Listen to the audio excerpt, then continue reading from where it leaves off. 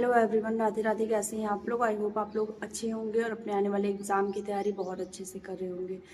तो most awaited result UP police का final result, जिसका वेट बहुत दिन से बहुत सारे लोग कर रहे थे। मतलब जब से फिजिकल हुआ है सबका क्लियर, उसके बाद तो इतना ज़्यादा वेट कर रहे थे और यूट्यूब पे तो इतनी ज़्यादा वीडियोस वगैरह बन रही थी कि फाइनल मार्क्स क्या बढ़ेगा, कितना नंबर बढ़ेगा, 2 नंबर बढ़ेगा, 3 नंबर बढ़ेगा। मतलब तमाम तरह के जिसको जो समझ में आ रहा था वो अपना बता रहा था।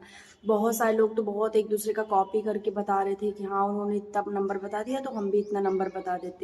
क्योंकि लोगों को बस वीडियोस से मतलब था, उनको एक्चुअल में वो मतलब आँख खोल के देख नहीं रहे थे कि क्या डेटा है, क्या सही में डेटा है, किस तरह से स्टूडेंट हैं, कितने ज़्यादा स्टूडेंट हैं। ठीक है, तो इस तरह से जो मतलब स्टूडेंट होते हैं, जैसे हम लोग क्या होते हैं कि हम लोग बहुत ज़्यादा वीडियो स्क्रॉल करते हैं।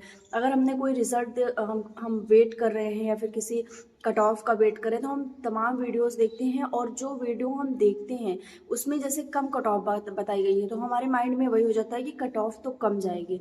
ठीक, और फाइनल में जब कट ऑफ ज़्यादा चली जाती है तो फिर हम बहुत ज़्यादा मतलब कह सकते हैं कि उस समय हम बहुत ज़्यादा टूट जाते हैं, बिखर जाते हैं, इसलिए कि हमने तो जो सोचा था वो हुआ ही नहीं, हमारे दिमाग के हिसाब से तो हुआ नहीं।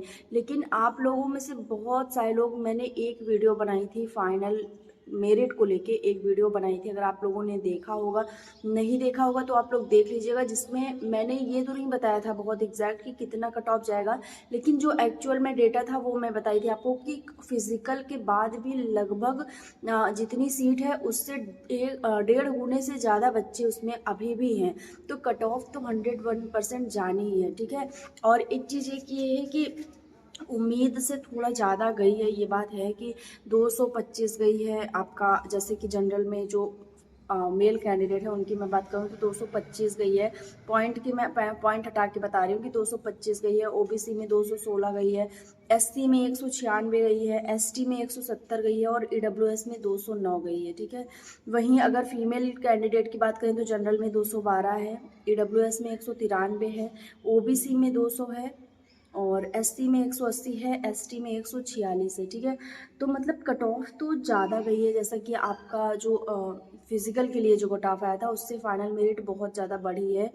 मान के चलिए कि जैसे 203 उसमें आया था फीमेल कैंडिडेट का, तो 203 से तो बहुत ज़्यादा चली गई है, 212 लगभग आप मान के चल सकते हैं कि 9 नंबर आपके प्लस में गई है। 9 नंबर काफ़ी होता है, क्योंकि एक्सपेक्ट की थी लड़कियां कि 2 से 3 नंबर 4 नंबर जाएगी। ठीक है, और जब 9 नंबर चला गया है तो काफ़ी लोग बहुत ज़्यादा हतोत्साहित हो गए हैं, बहुत ज़्यादा परेशान हो गए, क्योंकि ये जो सिचुएशन में आप लोग हैं इसमें मैं ऑलरेडी रह चुकी हूँ एक वैकेंसी में।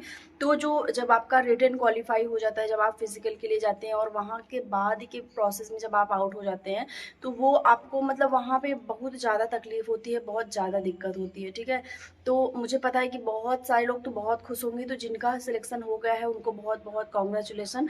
आप लोग मेडिकल की तैयारी करिए, मेडिकल पे जो भी आपकी कमियां हैं उसको देखिए और उस पर आप लोग बात करिए।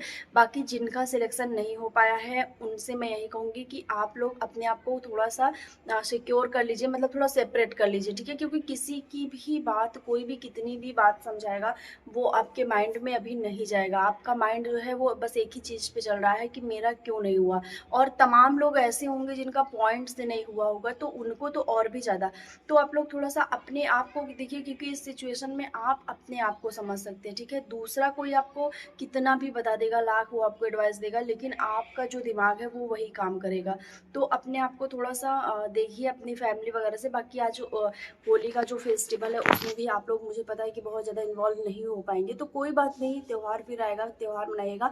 अभी ये है कि आप अपने आप को मेंटली प्रिपेयर करिए नेक्स्ट चीज़ों के लिए। ठीक है, क्योंकि एक जो चीज़ हो जाती है, जैसे ये अब यूपी पुलिस हो गया है तो मुझे पता है कि बहुत मतलब रात ये जो बीती होगी लोगों की कितनी ज़्यादा भारी रही होगी कि वो बीत ही नहीं रही होगी। मतलब बहुत सारे लोग ऐसे होंगे तो जो सोए ही नहीं होंगे, उनको नींद ही नहीं आएगी, मतलब कि वो बस यही सोच रहे होंगे कि मेरा क्यों नहीं हुआ, किस रीज़न से मेरा नहीं हुआ, मेरी इतनी मेहनत ख़राब हो गई या मेरा पूरा चांस चला गया।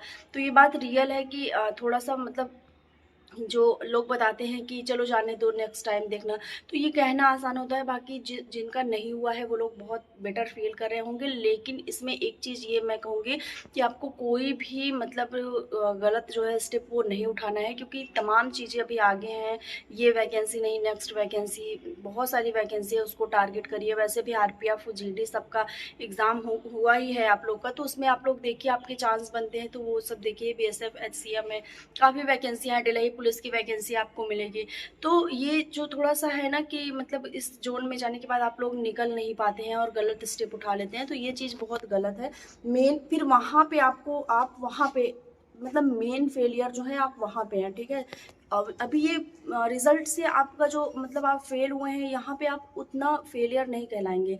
लेकिन जब आप कोई स्टेप उठा लेते हैं तो वहाँ पे आप एक्चुअल में फेलियर हैं, ठीक। तो ये चीज़ आप लोग ध्यान रखिएगा। बाकी अगर कट ऑफ की बात करें तो कट ऑफ आपकी उम्मीद से थोड़ा ज़्यादा तो है ही, ये बात है। लेकिन कंपटीशन भी आपको पता है कि कितना ज़्यादा था। 50 लाख फॉर्म थे, 1,74,000 कैंडिडेट का सिलेक्शन हुआ था डीवीपीएसटी के लिए।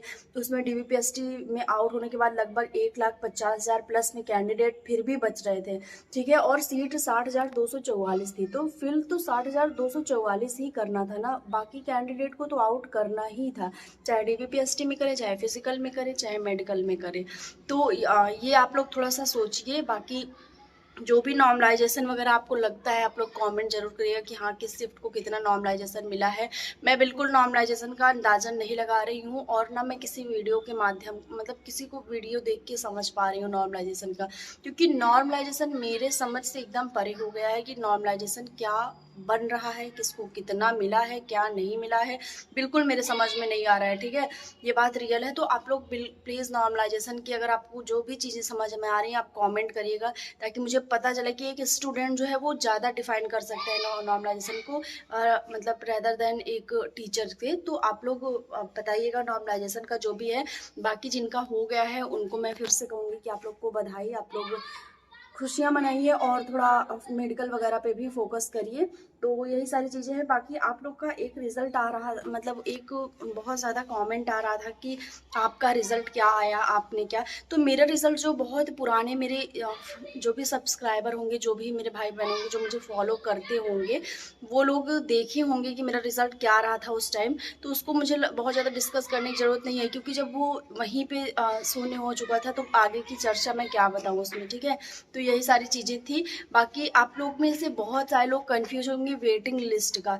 तो मैं बता दूं कि उत्तर प्रदेश पुलिस में जितनी भी पिछली भर्तियां हुई हैं, कभी भी कोई वेटिंग लिस्ट उसमें नहीं आई है, कोई भी वेटिंग लिस्ट नहीं आई है, ठीक है। मतलब उन्होंने प्रावधान ही नहीं रखा है अपनी भर्ती में, उन्होंने स्पष्ट रखा है कि वेटिंग लिस्ट का कोई जिक्र नहीं है। यही फाइनल मेरिट है आपकी, मेडिकल के बाद आपकी फाइनल मेरिट नहीं होगी, ये आपकी फाइनल मेरिट है। जो कि अगर सही बात हो तो मेडिकल के बाद फाइनल मेरिट बननी चाहिए, ठीक है। क्योंकि मेडिकल में भी बहुत सारे लोग को समस्या होती है आजकल। तो मेन जो प्रॉब्लम होती है वो मतलब आई साइड वीक की, खासकर फीमेल में मैं अगर बात करूँ तो आई साइड वीक की उनको बहुत ज़्यादा प्रॉब्लम होती है, ठीक है। तो मेडिकल में भी अभी आपके 1000 की संख्या में उससे प्लस में ही आपके लोग आउट होंगे। तो वेटिंग लिस्ट का इन्होंने कोई भी प्रावधान नहीं रखा है, और ज़्यादातर यही है कि वेटिंग लिस्ट आपकी नहीं आएगी, ठीक है। जहाँ तक जो चीज़ें अभी तक रही हैं उसके अकॉर्डिंग मैं बता दूँ कि कभी भी वेटिंग लिस्ट नहीं आई है। लगभग जो 49,568 वाली वैकेंसी थी उसमें भी 44,000 समथिंग स्टूडेंट पास हुए थे, और जो 5,000 लगभग सीटें जो खाली चली गई थी वो ऐसे ही चली गई थी, उसमें कोई भी नहीं। 5,000 मतलब समझ रहे हो, अगर ये वेटिंग लिस्ट निकालते तो 5,000 घर में और कैंडिडेट का भला हो जाता। 5,000 कम संख्या नहीं है, आजकल तो 5,000 वैकेंसी ही नहीं आ रही है। यूपी में बहुत सारी ऐसी वैकेंसी आ रही हैं जो 500 आ रही हैं, 5,000 नहीं आ रही है, ठीक है। तो 5,000 अगर ये थोड़ा सा अगर ये अपना प्रावधान थोड़ा सा चेंज कर दे नियम, तो कितना ज़्यादा कैंडिडेट का भला हो जाएगा, ठीक है। तो इस बार भी यही खेल होगा, मुझे जहाँ तक लग रहा है कि ये कोई भी सेकंड मेरिट लिस्ट या वेटिंग लिस्ट जो भी कहें वो नहीं निकालने वाले हैं।